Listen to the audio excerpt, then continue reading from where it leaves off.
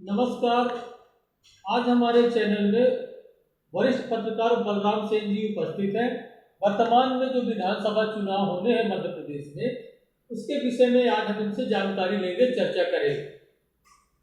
भैया, मैं आपसे ये जानना चाहता हूँ कि वर्तमान में जो भाजपा ने मंत्रियों और सांसदों को भी विधानसभा टिकट दी है, तो ये क्या भाजपा को हार का भय है या क्या कारण है?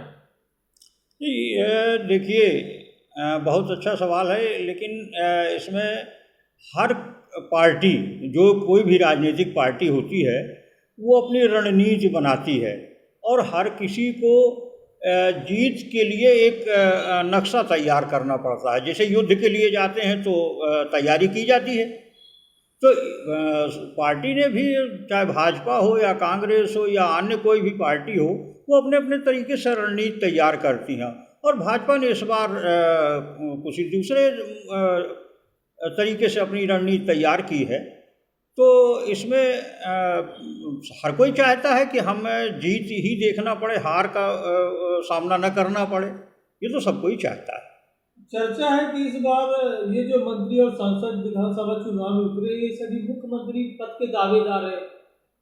सभी मुख्यमंत्री पद के दावेदार नहीं हो सकते जी। उसमें कोई भी जो भी पार्टी जीतेगी वो अपना विधायक दल का नेता चुनेगी और किसी एक को मुख्यमंत्री बनाएगी।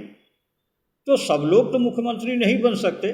मंत्रिमंडल में हाँ शामिल हो सकते हैं, पार्टी जिसको चाहेगी उनको मंत्रिमंडल में शामिल किया जाएगा। अब ये बात अलग है, आकांक्षा सबकी होती है कि मैं बनूं, पर सब कोई तो बन नहीं सकता। लेकिन भाजपा की ये मंशा थी कि हम युवा को आगे लाएंगे, युवा को आगे बढ़ाएंगे, लेकिन वो इस बार किया नहीं ऐसा। देखिए, युवा जो जीत कर विधानसभा में जाएंगे, तो अब ये पार्टी अगर चाहेगी तो उनको बना सकती है। लेकिन वरिष्ठों को इसलिए मौका दिया जाता है क्योंकि उनके पास अनुभव होता है। अच्छा, सतना से रत्नाकर चतुर्वेदी जी भी बागी हो गए। वो कह रहे हैं कि मैं कोरोना के समय जनता की सेवा किया हूँ। उस समय जब जन संकट में था तब कोई नेता जनप्रतिनिधि नहीं उतरे। यदि जनता का जनादेश मुझे प्राप्त होगा तो मैं चुनाव लड़ूंगा। तो यदि वो लड़ते हैं तो क्या भाजपा को क्षति होगी या कुछ? देखिए, जहाँ तक सवाल इस बात का है कि कोरोना के समय में सेवा की, तो कोई भी जन सेवा जब की जाती है तो यदि वो स्वार्थ को लेकर है कि मैं ये अभी से ये काम करूं तो मुझे आगे पार्टी में ऐसा पद मिले, ऐसा मौका दिया जाए, तो अगर स्वार्थ को लेकर कोई जनसेवा की तो वो जनसेवा तो है ही नहीं, पहली बात।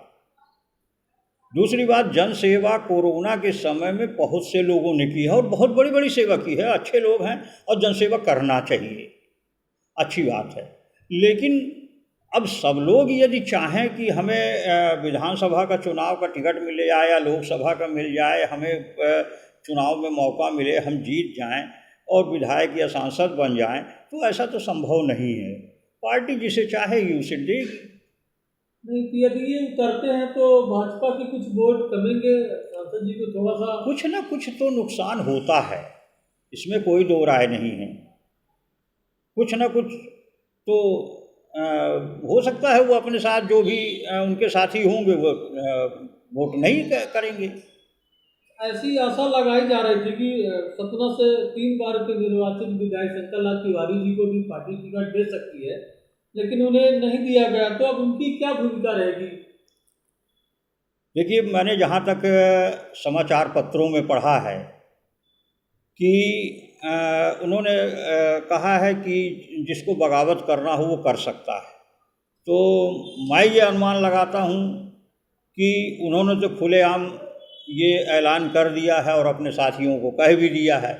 हो सकता है वो भी बगावत कर जाए क्योंकि वो पहले भी कर चुके हैं, चुनाव पार्टी से अलग होकर और चुनाव लड़ चुके हैं। तो हो सकता है इस बार भी लड़ जाएं, इसके लिए कुछ कहा नहीं जा सकता।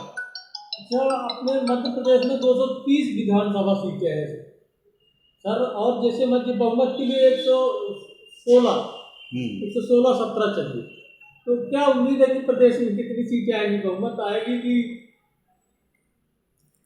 बहुमत का तो देखिए इस बार ऐसा लग रहा है, क्योंकि काफ़ी जनता कांग्रेस के पक्ष में भी जा रही है, और बहुत है क्योंकि इधर भाजपा सरकार से भी काफ़ी लाभान्वित हुए हैं लोग।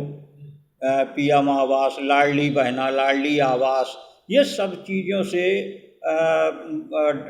प्रसव में पैसा, जननी सहायता योजना, तो ऐसी बहुत सी योजनाएं हैं जो शासन ने चलाया है और उससे जनता को बहुत लाभ भी मिला है। लाडली बहना योजना एक बड़ी योजना मुख्यमंत्री जी ने लॉन्च की हाँ है। हाँ, बिल्कुल निश्चित है, उससे महिलाओं का रुझान काफ़ी हद तक भाजपा की ओर खींचेगा। तो संभावना देखिए कुछ भी हो सकता है कि मिलीजुली सरकार कुछ बन जाए, किसी को जोड़ तोड़ करके बनाना पड़े। स्पष्ट बहुमत की आशंका अभी चाहे कांग्रेस हो या भाजपा हो, दोनों में से किसी का संभावना कम नजर आ रही है। अच्छा, कमलनाथ जी कह रहे हैं, कांग्रेस कह रही है कि चुनाव के समय मामा को बहनों की याद आई है, इसके पहले उन्होंने उनका ध्यान नहीं किया। इस विषय में आप क्या कहेंगे, सही है कि? नहीं नहीं, ये तो नहीं कहा जा सकता, क्योंकि मुख्यमंत्री को मैं लगातार देख रहा हूँ, शिवराज जी को, कि वो निरंतर प्रयास में लगे रहे हैं। तो ये कहना तो कमलनाथ जी का उचित नहीं है कि अभी याद। हाँ, ये बात अलग है कि अभी कुछ योजनाएं अभी लागू हुई हैं, तो वो बात अलग है, लेकिन बाकी महिलाओं को लाभ तो पहले से भी मिल रहा है। सर, लग रहा था शंकर लाल तिवारी जी को टिकट मिलेगी सर, लेकिन मिली नहीं, तो क्या इसमें कुछ खरीद फरोख्त का विषय तो नहीं रहा? क्या कहेंगे इस विषय में? नहीं नहीं नहीं, ऐसा कुछ नहीं है। देखिए अगर शंकरलाल तिवारी को, तो वो भी एक योग्य, पार्टी में बहुत अच्छे कर्मठ व्यक्ति हैं, सरल स्वभाव के व्यक्ति हैं, कहीं बड़े कर्मठ व्यक्ति हैं, ऐसा नहीं है। शंकरलाल तिवारी को मतलब निगलेक्ट नहीं किया जा सकता, लेकिन 3 बार पार्टी उन्हें टिकट दे चुकी है, तो अब दूसरों को मौका यदि दे रही तो शंकरलाल जी को नाराज भी नहीं होना चाहिए, नाराज भी उन्हें नहीं होना चाहिए, और सबको एक बार मौका मिलना चाहिए। तो पार्टी की रणनीति है कि इस बार सांसद गणेश सिंह जी को उन्होंने विधानसभा में उतार दिया। ये तो पार्टी का अपना वो है, कुछ भी हो सकता है।